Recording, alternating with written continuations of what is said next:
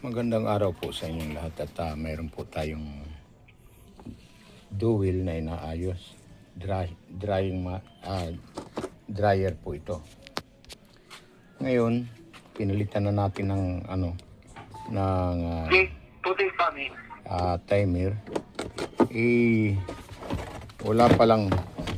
Wala na pala itong kabitan ng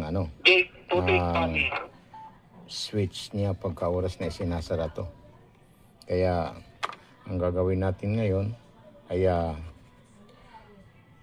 puputulin natin to at papalitan natin ng switch na para sa electrical. Ayan po. Yan po ang ipapalit natin. Okay.